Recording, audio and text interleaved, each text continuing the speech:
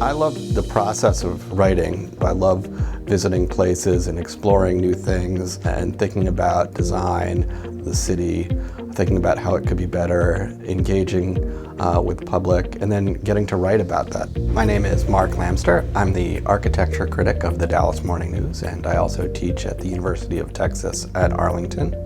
I think traditionally the architecture critic's job was really to write about signature buildings, museums, libraries, and the architects who made them, usually men, because that's what it was. And I think that's changing. Now I think we think of architecture critics, or the role of the architecture critic has broadened to think of the entire city, the entire urban space, and to evaluate how that space really shapes people's lives.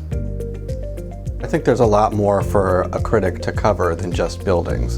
There's mobility, landscape, planning, there's housing, gentrification issues, and I think the architecture critic, being the only person at the paper who's really qualified to talk about the built city from a scholarly perspective, from an academic perspective, has a unique ability to shape the way a city thinks and about how that environment can shape people's lives.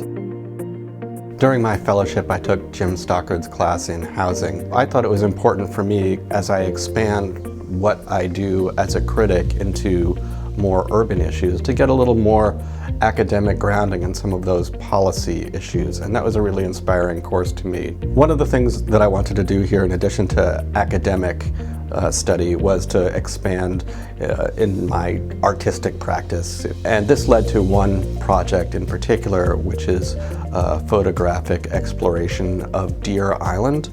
That project will culminate in an exhibition at the Pink Comma Gallery in Boston.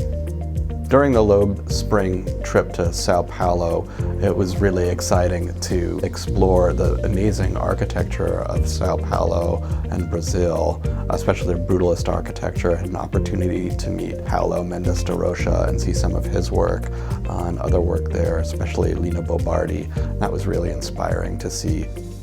One of the great pleasures of the Loeb is your fellows, and you get to spend an intense amount of time together with amazing, amazing people. Your Loeb year doesn't end when you're no longer in residence, but you'll have those relationships forever.